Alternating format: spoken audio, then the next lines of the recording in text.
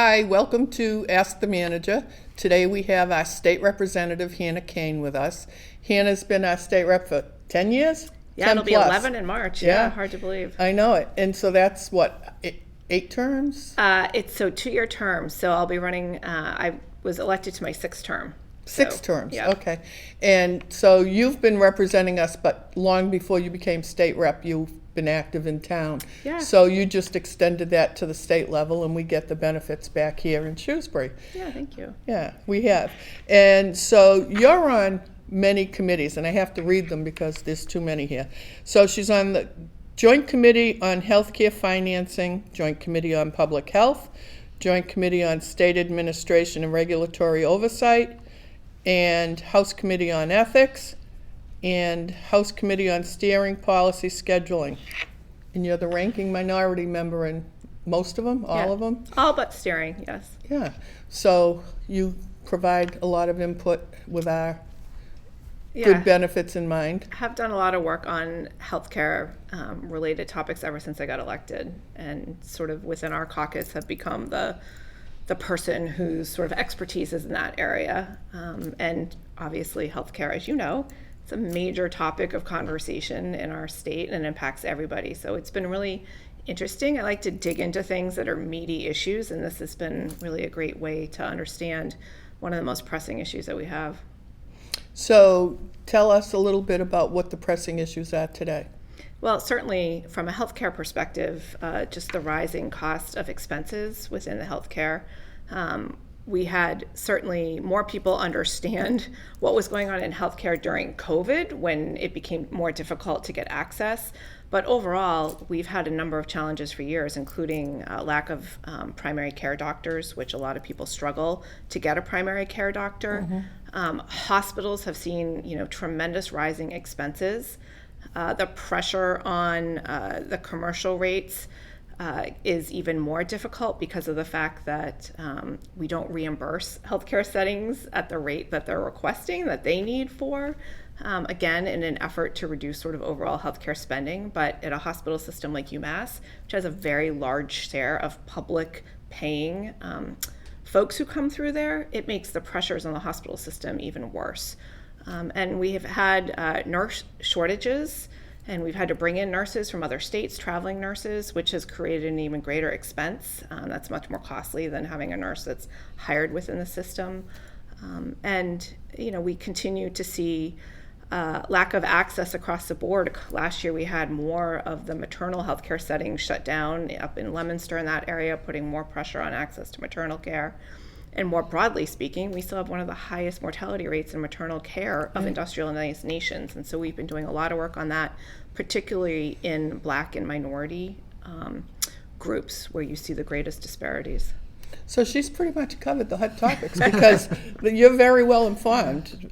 Every time she said something, I was thinking, well, I could tell her this, I could tell her that. But really, that you're really involved if you're involved in all of that. Yeah, it's been an issue every session. We've done a big healthcare related bill, but we also work on smaller bills.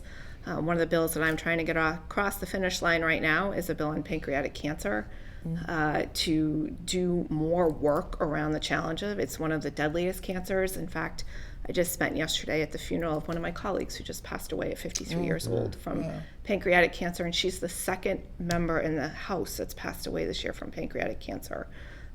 But we have many people in Shrewsbury, friends and family, who are impacted by it as well. So we do a lot of large things, but then we also focus in on some of the most challenging issues in terms of trying to figure out how do we do better so that people have better access to healthcare and better outcomes. And access to healthcare is now difficult for people that are accustomed to having healthcare and calling and making an appointment. Yeah. You just can't get the access unless you're really aggressive about getting that appointment. No, it's really challenging. And you hear that from a lot of people who will call and say, I just went to schedule my, colonoscopy, and I can't get it for a year and a half, but I'm supposed to go every 6 months. Like, what should I do? Right. And, again, there's incredible people who work so hard in healthcare settings. So it's not one pocket of a challenge. It's just sort of the overall challenges we have in healthcare right now. And we're so fortunate in Shrewsbury to have access to UMass as well as to the hospitals in the greater Boston area. And we have a lot of people who work in healthcare who live in Shrewsbury and Westboro. So I have the benefit of hearing directly from the experts all the time on these issues, which is really helpful. That's great. Now, you've worked very closely with Hannah on the Route 20 plan. And I call it a plan because it's a grand plan. Yes. I mean, you tell us a little bit about that. Yeah, so the Route 20 Master Plan is a traffic safety improvement initiative to really bring Route 20 up to modern standards. It's interesting, I met with Chief Anderson this morning, and he just shared with me that on average there's between Route 9 and Route 20 in Shrewsbury, 75,000 cars a day that come in to Shrewsbury via Route 9 and Route 20. So Route 20 is, as everyone knows, is this, aging road that was servicing trucking industry in Shrewsbury and very similar in other communities. And we're now growing and putting a number of different uses, including, residential areas and shopping centers off of it. And the goal is just to improve the safety while mitigating traffic concerns and volume issues that Which we're will experiencing. be enormous, especially during the commute. I mean, it's busy all day long on Route 20, but during the commute, it's become outrageous. Mm-hmm. So that will be a huge challenge when the construction actually begins. Mm-hmm. Yeah, and because of Rep. Kane's advocacy, and I got to see it on the front lines, the first aspect of a state initiative to really begin to implement the master plan is going to start next summer, which will occur from basically the intersection with South Street out to Valenti Drive, or the Northborough-Westboro line. And that project has grown in price quite substantially. Yeah, it's incredible. Congressman McGovern had gotten an earmark into the federal infrastructure bill years ago, and then at the last minute all earmarks were stripped out of the bill. So he helped really advocate at the state level to, this pot of money was coming down from the federal level to continue to carve out this piece for this project. And at the time it was $15 million, and now the project is up to $46 million. Mm-hmm. And the project really hasn't grown necessarily in length of road, but between just the pricing increases that have happened, as well as, once you get into something, when you go from sort of initial design into actually putting the plans together, more costs come out. But fortunately, the state still has all the funds, which we confirmed at a meeting last week with MassDOT, to continue on this project. So it'll be advertised in June, and then probably fall, early winter, we'll actually see construction starting.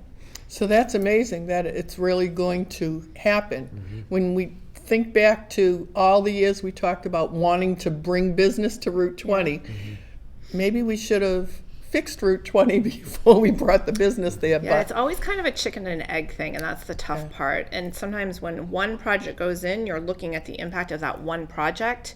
The reason we did the study starting in 2016 of the whole corridor from Shrewsbury to Worcester was the accumulation of projects, which individually, had a distinct impact, but collectively had one that was far broader, and that the corridor couldn't sustain that level, and quite frankly just needed updates to it for the traffic and safety. So that big master plan, which took a couple of years and had a lot of opportunity for community impact, is now being implemented, and this is the first big project from that. There's a lot of discussion about 2 rotaries going in. Mm-hmm. And the question that usually follows in these discussions relates to the size of the rotary, so that they are able to handle tractor trailers. Because if you travel through central Mass alone, wherever they've put in a new rotary, they're too small. So you can see where the trucks drive right over the rotary to be able to navigate their turns. So that really has to be something that's focused on. And it is also amazing, I guess trends in engineering, road engineering, the trend now is rotary, and no matter what part of Massachusetts you travel to, you see, another new rotary. Part of it on the Route 20 corridor is the challenge of you can't put enough you put lights in, you have backup issues going far, and you can't get enough people through the light system. With the roundabouts, people are still moving. Like you're not stopping, you are slowing down. And one of the challenges has been, and there's been several well-publicized accidents in the last few years of people trying to pull out on Route 20. And, they're at fault because they have pulled out. But traffic, even at a regular speed along there, just doesn't have time to stop when this happens. And so this is, again, part of the whole safety piece of this. Jim and I were just in France to go visit where his grandfather was wounded in World War I, and everywhere you go there are rotaries. Really? Like that is how they mitigate a lot of the traffic. So when I was there, I was thinking about, this project and saying it's pretty foreign to us here so much to have them, but that has been really a good traffic tool to ensure that traffic can still keep moving. It's also slowing down in this sort of very high density area that we have, particularly between Green and South and Valenti Drive. Now, will there be sidewalks? Because to my disappointment, Route 9 didn't get sidewalks when they did the work there. And now we see more and more pedestrians on Route 9. So it would be really important to be sure that the sidewalks are in. If folks want a sneak peek, all you have to do is to go down to the Market Basket area, because that's the road profile with a 10-foot shared use path and the lane structures that is the vision for the master plan from one end of Shrewsbury to the other. So that is the example that we're trying to replicate in the rest of the corridor. Well, hopefully the state has discussed this with Market Basket, because they know how to move traffic through. Their store is so busy, and they just keep opening up more registers and more registers, and it's amazing how the people move through there. So they probably could give some tips to the state. Well, we can't keep adding lanes like Market Basket.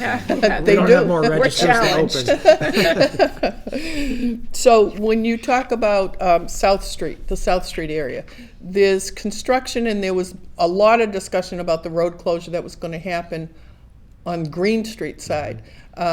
That project is enormous. That's a real imposition for the residents. Have there been issues or problems with residents?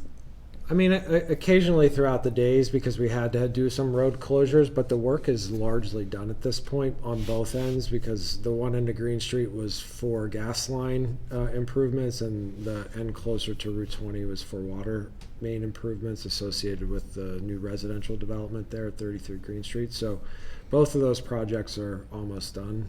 So there were some challenges along the project. Now, Buca de Beppo, which was McQuail's originally. McQuail's was the most beautiful restaurant on the lake, and everybody loved it. And then it just continued to go downhill as it went from one owner to the next to the next. And there's an X on the building, so it's condemned for God knows what. And you've been involved with that. Yes.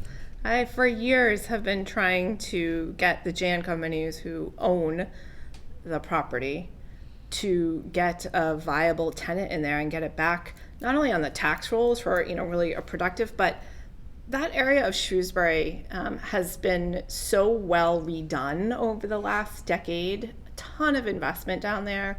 The Lake Quinsigamon, the business district has done a great job. And to have a beautiful property on the lake that everyone has fond remembrances of. I mean, we used to hold events downstairs, and it would be beautiful looking out, and we don't have a ton of event space in Shrewsbury.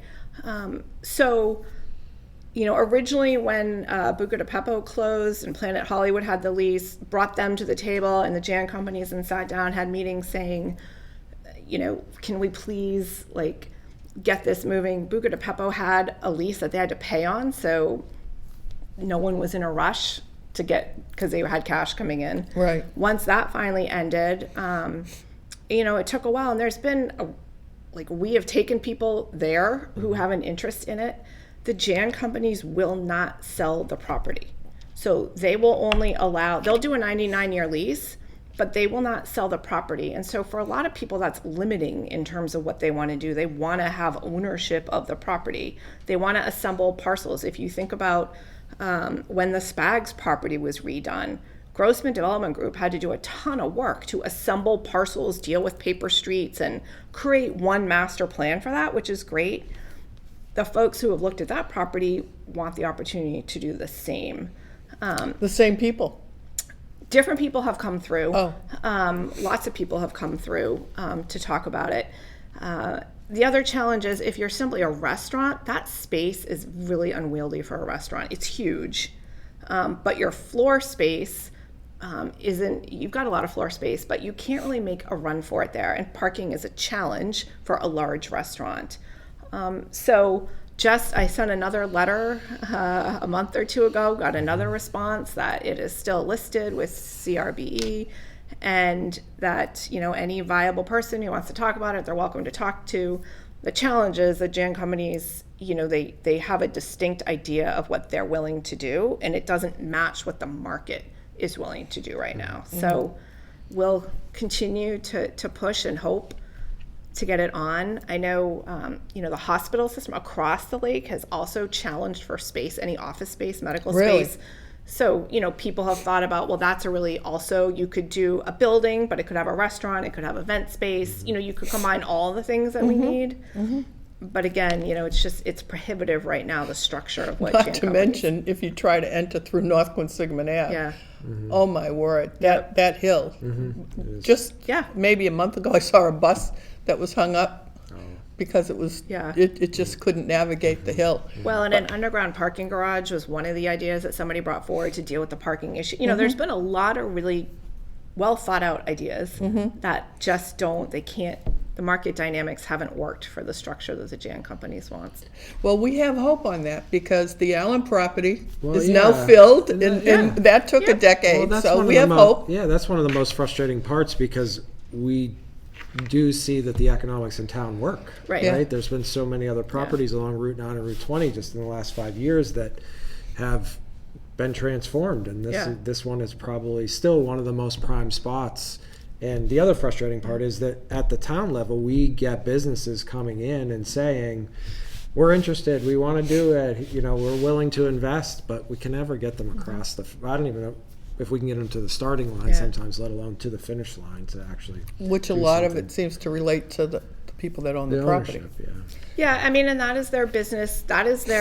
It's not just for this piece of property. That is their entire sort of business model, is buy and hold. So it's not that they've singled out the site. Mm-hmm. It's just some of the challenges to the site and what you need to do really make ownership of it important for whoever wants to develop it. And before we leave Route 20, now, the big building, everybody talks about the big building that's about to open. Remind us, we've talked about it. So that's at 440 Hartford Turnpike, which is Physik Instrumente, and they are a precision manufacturer, and that is their United States headquarters. So they actually consolidated a number of locations in central Massachusetts and New Hampshire and brought it to 440 Hartford Turnpike.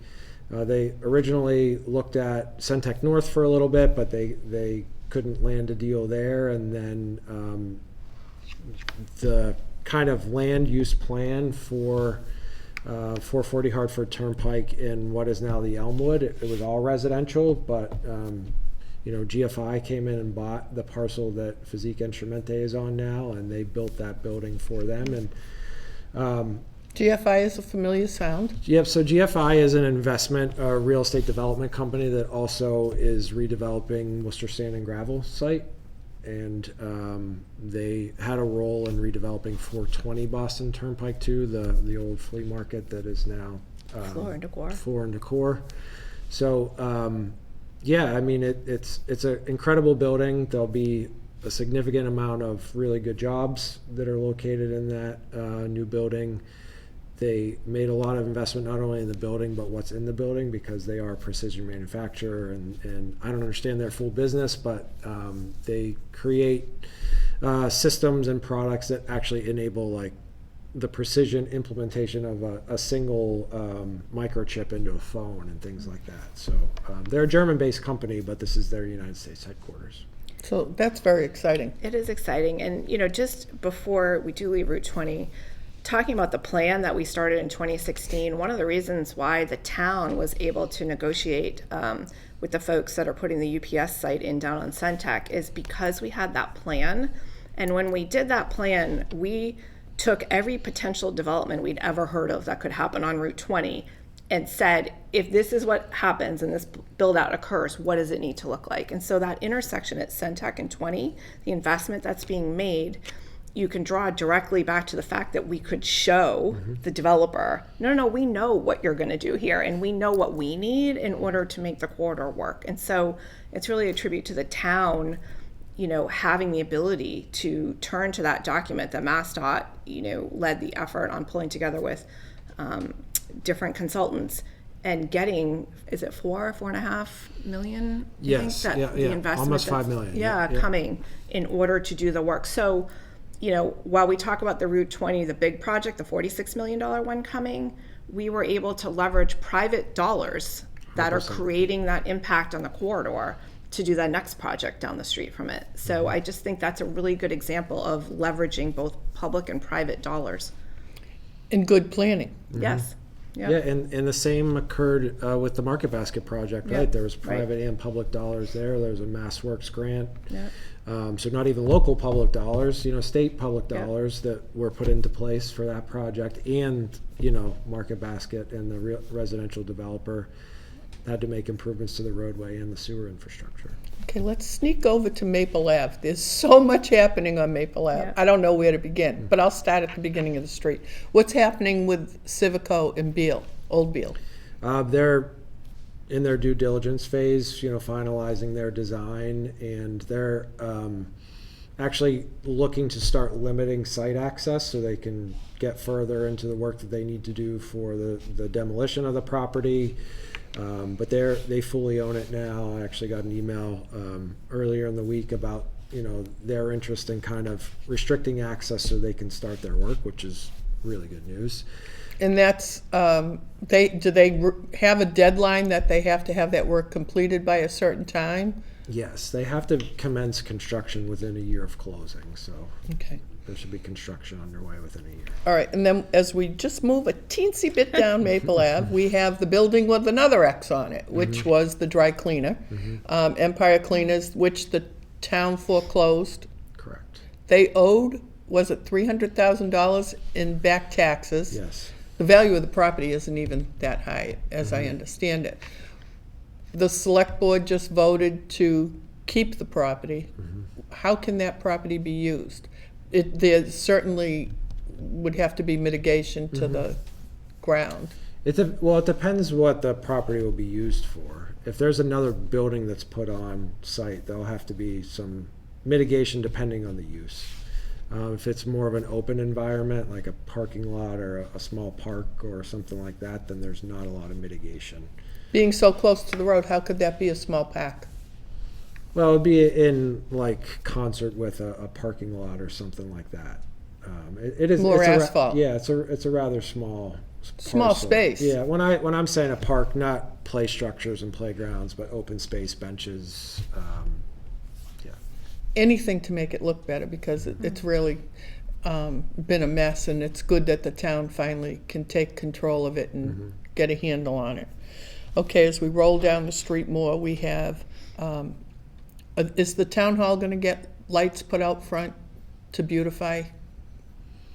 What do you mean by that? I'm hinting that the front of town hall needs to have some lighting to make it look as nice as the police station now looks, which we never thought we needed it, but now that the police station looks so grand, I think town hall needs to freshen up the front a bit.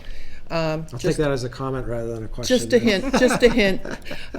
And I personally love to see the benches. I think it just looks so nice to see it, and it sort of has a feel of a park. Sure. And I think it's turning out to be very pretty.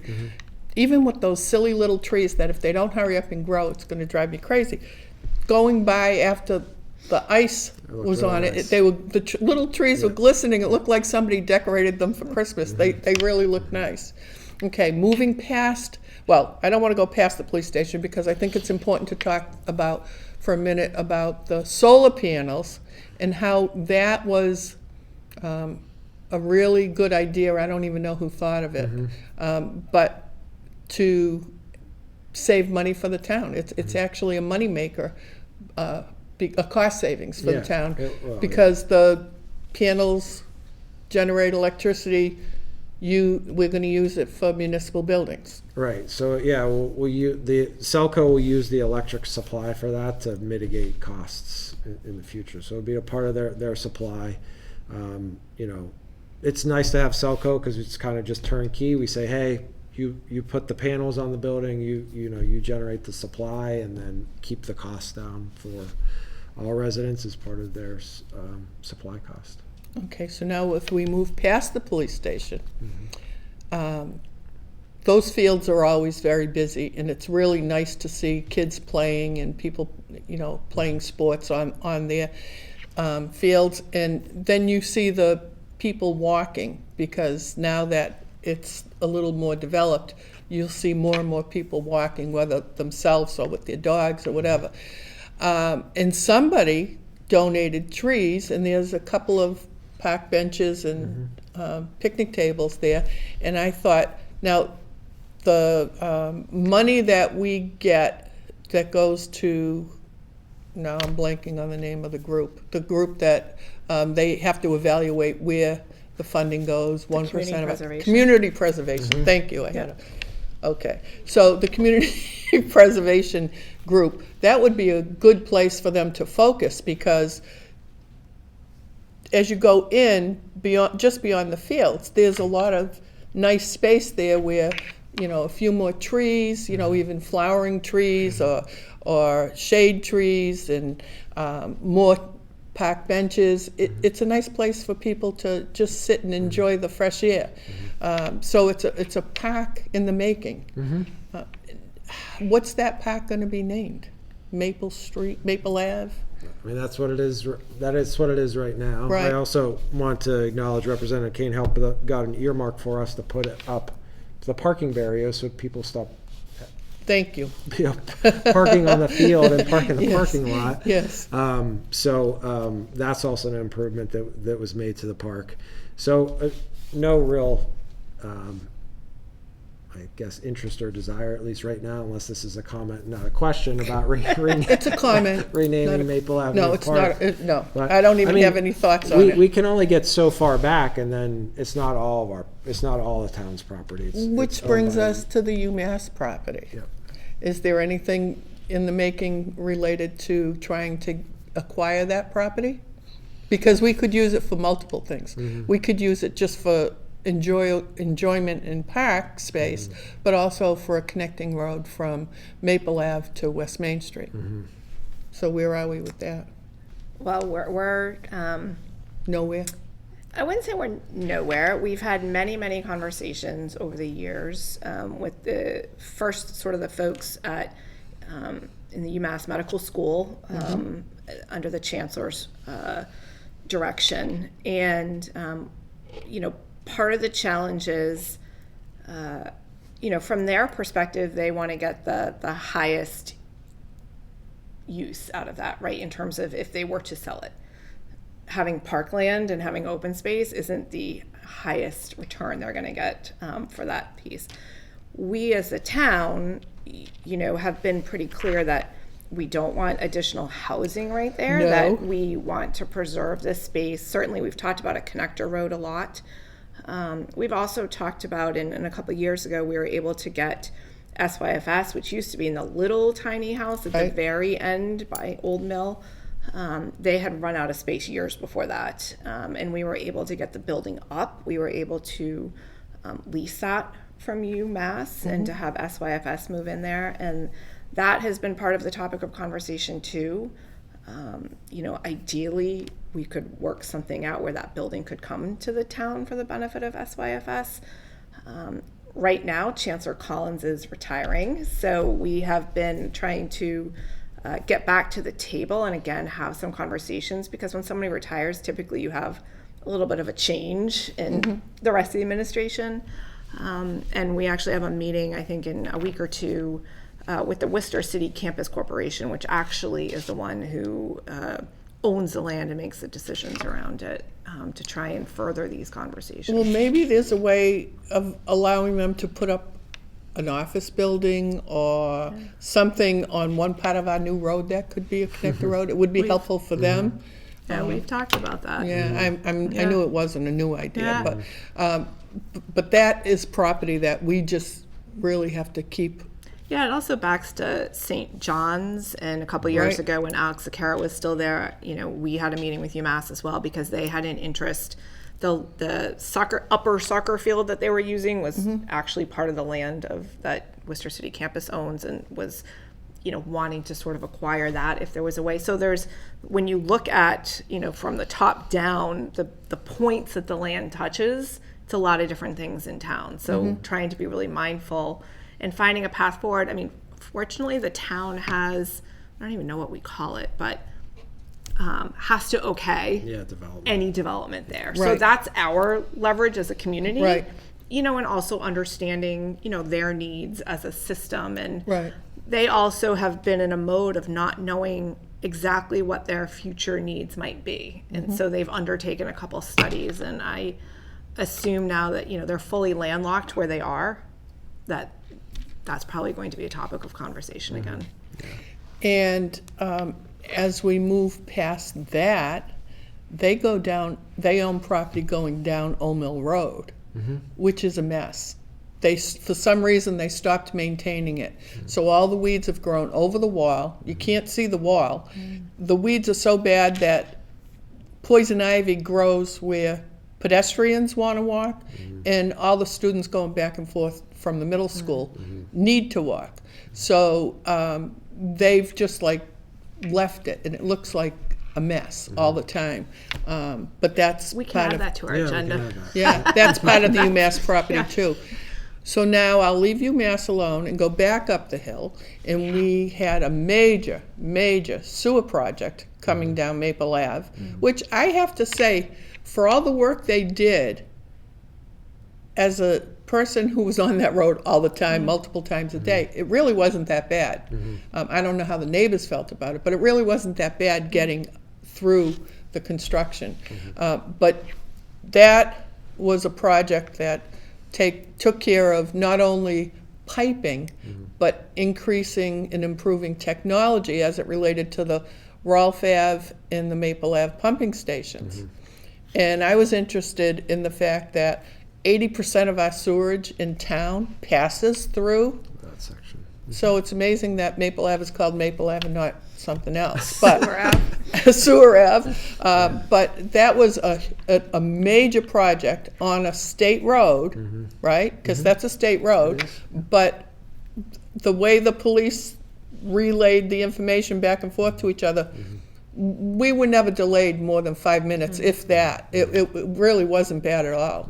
But that was a major project and cost a lot of money. Was there state funding in that? So it's part of the SRF, or the state revolving fund. So it's a low interest loan program.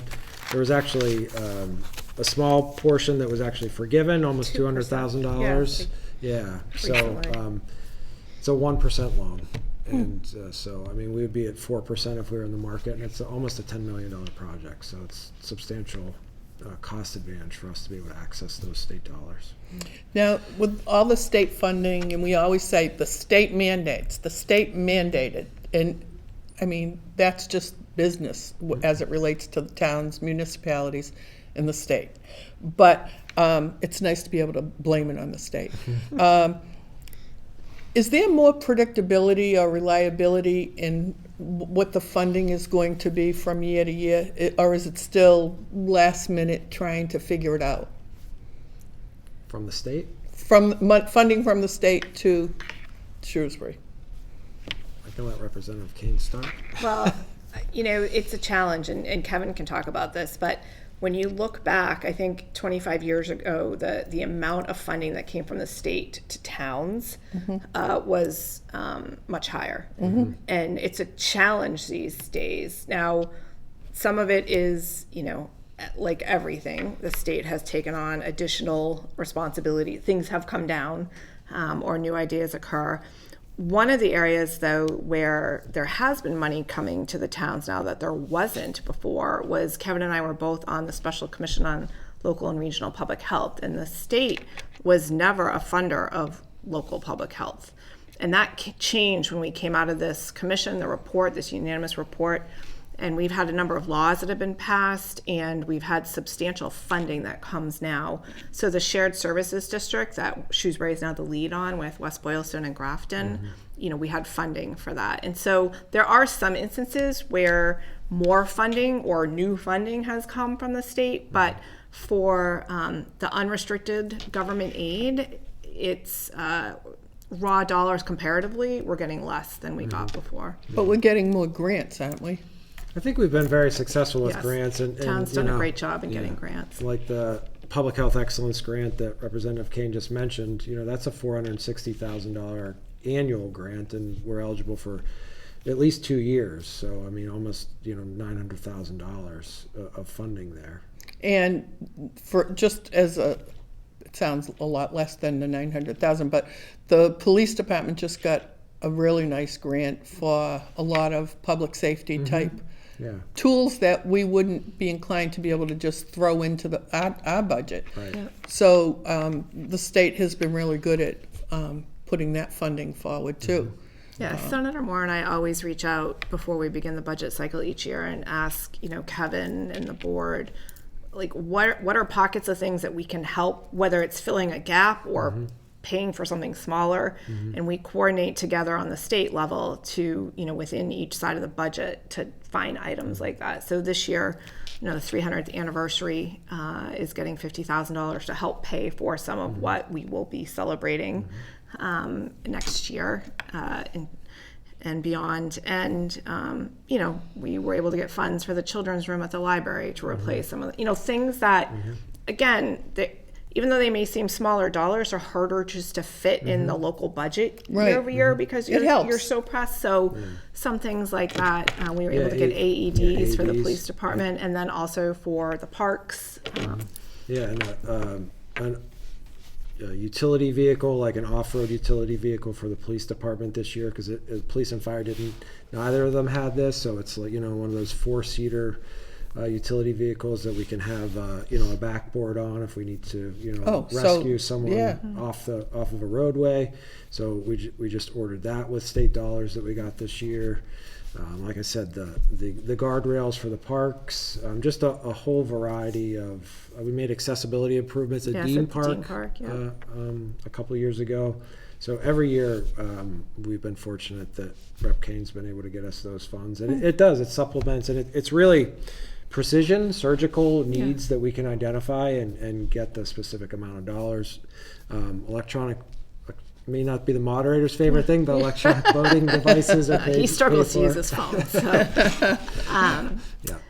Yeah, and also, for the last, I think, 8 or 9 years, we've also gotten an earmark for Shrewsbury Youth and Family Services in the state budget, and this year it's $75,000. It's been $50,000 for the last couple of years. We're able to get $75,000. But that is, again, a tremendous help. It also offsets some of the pressure on the town and for, having to have wait list. We always have people who are on a wait list, and so it helps bring that wait list time down. Which brings up another subject. It's so important and so valuable to have Shrewsbury Youth and Family Services in town. But because Shrewsbury now contributes such a large sum of money, does Shrewsbury have any input into their budget planning or anything related to the management of the funding? Not directly from the town, not like a town designated representative on the board, but amazing communications and collaboration with the executive director and all the staff that's there. And there's no question at how valuable they are. In fact, I think they're so valuable that the public doesn't really know how that takes place and how valuable they are. But I have heard so many times from people managing the schools that they rely on Shrewsbury Youth and Family Services so much. And it's unfortunate that we know it's there. We know they always have to fundraise. We know we keep giving more and more money. We're glad that the state has helped. But maybe the public just needs to know more about specific. They do a great job. I mean, they have contracts with other towns, specifically a lot of times for work in the schools, support there. We have a major contract now with Westboro to be their youth and family services, so to oversee the counselors, and that's on a contract basis, which was negotiated. So they funding really- comes they- from that. It's not a freebie from Shrewsbury. Oh, no, it's a Right. multiple hundreds of $1,000s contract. Right. And again, that was so, and I always use we because I spent a lot of time doing work with SYFS because I Exactly. believe so strongly in it. Yeah. But we really attempted to diversify the funding stream and to make it more solid. Mm-hmm. You know, years ago, it was highly dependent on fundraising. And fundraising is crucial, and everyone should donate. Right. But in order to really recognize the fact, and this is one of the first conversations Kevin and I had when he became town manager, was my concern that we needed to recognize at a town level the critical role that SYFS was playing. And it's not just for young people, you know, the senior citizens, between the senior center, between our public housing, like there are so many groups that have started around grief, around different topics, vaping. We've done a lot of work on educating parents through the Shrewsbury Coalition for Addiction Prevention Education on the challenges of Back to public health. addiction. Yes, back to public health. But they've really done a great job and also stabilizing the workforce, which having the space on Maple Ave to expand and have appropriate space to have people in was also really helpful at keeping the staff stable because they were working in a good environment. And staff stabilization is also one of the critical benefits of the expansion to Westboro. Now, SYSF isn't going to expand to be like a statewide entity, you know, in the next, I don't know, short Not term. that we know of. That's not their goal. Right. But in order to have really skilled mental health clinicians and social workers to be able to come in and just work for them and not have to worry about billing and insurance and all that stuff, having a larger pool to service and get funding from is really important in maintaining stable staffing, which means we don't have gaps, which means we don't have wait times. So the funding is coming from the Westboro, but it's also a stabilizing factor for both towns because there's more clinicians that are being managed by the same central administration. And Westboro's been really thrilled. And that's also another fundraising pool to go to. So we just brought onto the SYFS board Maureen Johnson, who is involved in almost everything fundraising-wise in Westboro, but also has been part of the golf tournament for years, raising money for SYFS. So starting to diversify the board as well to make sure that we have people who can reach out and help raise funds in this instance in Westboro. Right. Now, I'm envisioning when I say the public needs to know more about like their statistics of the types of complex professional services that they provide. The library, our library, does so many wonderful things. It is such a vibrant place. And I think the town did an incredible job of making the improvements years back, and I think that was pretty wise to do. And I have to say, if you drive through other towns and you look, I've never seen a library be as beautiful as our library is in Shrewsbury. And it's not that when we're building, we say, oh, we've got to make it the best. We're trying to, make it practical and make sure we stay within budgets and so forth. But yet, it is probably one of the most beautiful libraries around. Which brings me to another topic. When you talk to surrounding towns and they discuss their building projects, how they have cost overruns, and I'm thinking, oh my word, we never would allow a committee to think that way. There could be a time where you have a cost overrun, but you don't think that way. You think you need to work within that budget, and I think we're pretty fortunate to have the experts do what they do so that they keep us in line on those building projects. There's been criticism that the police station's too big. Well, it's not too big. We planned it for 50 years out. We had a building that was probably an eighth of the size of what it should have been for the town for so long, so you can't compare it to the old building. And we were within budget. So, and there's so many services there. So our building committees should be applauded, not because I was on one of them, but and I'm not the one in the finance end of it, but they need to be applauded for staying within budget, because I just took that for granted that that's what you were supposed to do. And I was amazed to find that in other towns that's not happening, just as we've seen on the news. Is it 2 towns that one was laying off people because they've gone over by millions of dollars in their budget? I mean, you must not sleep at night when you're trying to make sure your budget numbers are where they need to be. And you watch that on the news and you say, how did that happen? It's because we take for granted we have experts that don't let that happen. And I hope I didn't just jinx you by saying that. Because we did get an award for the Code Red. The security systems we have in place, and then what did we just have? We had a cybersecurity attack on our Code Red after we got the award. Right. So we shouldn't boast about this stuff. So I think that happened to everybody, though. Yeah, it did. It wasn't just yeah, us. no, I know, but It was a worldwide, it was a nationwide or worldwide issue with Code Red, the company itself. so is it all Shrewsbury. resolved? We have moved to a new version, so a separate platform. You know, tech companies get bought out all the time, and we are using a legacy aspect of that company's platform. So we quickly migrated over to their new platform, and we are using it again. Yes. Okay, so now let's go to the apartment wave that we have in town. We have an apartment wave, and they all come in like with their carpetbaggers coming in, talking about, oh, they're going to help us with 40B. Now, we know we need affordable units in town. We're not denying that. But now it's to the point where we're going, okay, let's stop 40B because these people are playing the system. They're not helping the town. They're playing the system. So now we have the one on North Quincy and Main Street, and they want to improve Gouch Park. It's like, seriously?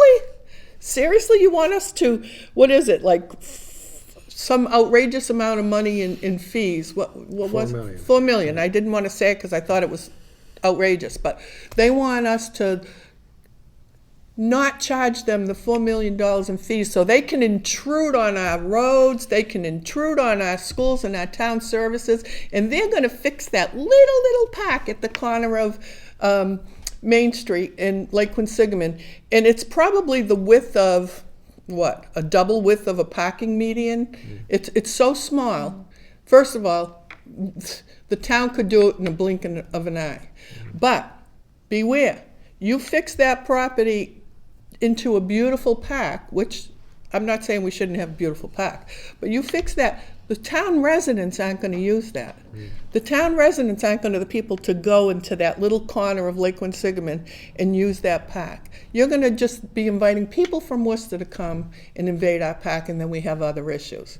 Just as if you look at Sewell Pond, there's a boat launching area over there. Shrewsbury residents don't go launch their boats on Newton Pond. Those are people that come from out of town to do that. So why do we have to help people coming from out of town? We need to take care of what the Shrewsbury residents need and want. Which brings me to, I know I'm on a hoot here, but Keep going. Dean Park, when someone just said to me, anybody can make a reservation to use our pavilions. So someone can come from anywhere and make a reservation in Shrewsbury. So now Hannah goes in and tries to make a reservation to have a party under a pavilion, and it's taken by someone who doesn't even live in Shrewsbury. Why do we even let those people in? I mean, we're in paradise here in Shrewsbury. Why do we want to let outsiders come into our parks? We need for the people in Shrewsbury to be able to benefit from those things. Okay, does anybody want to say anything about that, or should we Is that go? a question or a comment? It's a Since that's comment, the- but if anybody has anything to add Well, I to think that. the pavilion is a fact question. Yeah. So I don't know the answer to it. assume Yeah, I mean, do. you certainly, non-residents and entities are able to lease or, rent the pavilion and other aspects of it. I haven't heard that there's been any actual conflicts where a Shrewsbury resident wanted it and it was leased out. But you wouldn't know. Well, I mean, we would know from a data standpoint, at least because we track who's going there, and they do have to pay to lease it out. I don't think we have an opportunity to prohibit it regardless, right? Because, I mean, there's a whole number of things. It's a public park, and over the years, we've accepted a lot of money and used a lot of outside sources, state resources and things like that for the park, and maybe even federal. So we wouldn't be able to eliminate. That was one of the very first earmarks. There had been $250,000 in an environmental bond bill that I was able to get, that we used when we were doing some of the drainage and the work around the pond. So it definitely has benefited from some state funding. And, okay, we have special town meeting coming up December 17th. What a fine time to have a meeting just before Christmas, when everybody is so busy and ripping their hair out. But it's a very important meeting. Kevin's hair is already ripped out, so that didn't Join the consider club. it. But it's a very important meeting, and town meeting members need to take the time to show up for that meeting, because it's about... Well, we're looking to ask town meeting to put a moratorium in place for the overlay districts along Route 9 and Route 20 to give us an opportunity to study the impacts of those overlay districts on infrastructure, roadway, safety, traffic volume, things like that. So the overlay districts incentivize development along those corridors by providing a mixed use option, so residential development to coincide with commercial development. And they were put in place in 2004 and 2005, respectively, the Lakeway Overlay District and the Route 20 Overlay District. So it's time to reconsider whether those incentives are still needed, they're still appropriately situated between the balance between residential and commercial, and what those impacts are for those developments on the public infrastructure, roadway, utilities, traffic safety, electric, all those things, given the strong interest that there is right now. And the interesting thing of where we're at now from an affordable housing standpoint is, with these projects that are in the pipeline, we will achieve 10% affordable housing once they're permitted, or if they become permitted. So we truly have the ability to rethink that corridor and say, how much do we want to preserve for commercial and how much do we want to allow for residential within it. So we're looking for a 24-month period to really investigate that and see if it's still a tool that we want in the toolkit for those areas. Construction near the fire station. It's right behind the fire station, sort of to the left of the building. Which station? Oh, headquarters. Oh, headquarters. Yep. What is that? Is that town property, or is that something private? It must be private. I can't think where you're... Right, if you face headquarters, Yeah. it's to the back and to the left. So it's between Champa and the fire station. There's heavy equipment back there, and they're putting something in, and I didn't know if it was town related. It's not town related. It's not town related. Okay. I need to give one comment. The shops disposal location has changed, and it's now no longer at Town Hall. It's at headquarters, which is on Church Street, which is right at the center of town, the fire headquarters. And it's probably equally as easy to go in and drop off your shops. And when you do, you have to use approved containers. And the interesting thing about this is it's a state law, and most healthcare facilities can't even give you instruction on this. So it's important to know that when you have a shops container, that it needs to be returned in your town. And for us, it's at the fire station, fire headquarters. You have to produce an ID to prove that you're a town resident, and it has to be an approved container. So where they used to tell you could put it in a hard, like bleach bottle or whatever, you can't. It has to be in an approved container. Okay, that's my public service And announcement. one of the drivers behind the container issue, we know it's convenient to use those others, but we have this that ultimately is going to go in the machine that grinds everything up and produces a recyclable base material, and things like bleach and laundry detergent and some of the chemicals that are used to create those containers will ruin the machine. So the medically approved Sharps containers aren't just to protect individuals, but it's the materials that were in them or what wasn't in them that is important. And these shops containers aren't just important for the person using the shops container. It's important for the people that could get Yes. inadvertently stuck by a shops. And I have to say that it's very traumatic in today's world if someone is picking up trash and they get picked by somebody else's needle. It's very, very stressful for that person. So it's important to use your shop's containers. And if you don't have them, make sure you get them, and you can ask whoever provides the prescription for the shops or the needles to either give you one or tell you where you can get one. Very important. So the cemetery project, how are we doing? We're doing really well. So I will let everyone know that we will not be plowing the roadways in the cemetery this winter. So I know a lot of people are walking through there already and everything, but we're not going to maintain them because we don't need to. We don't have a public purpose. But they're finalizing kind of the stonework on the wall and the main entrance, and then they're going to break, now that the weather has changed so substantially. They'll come back and finish probably just a couple months, final paving, all that stuff in the spring. I took a walk through there maybe about a month and a half ago. It's an amazing spot.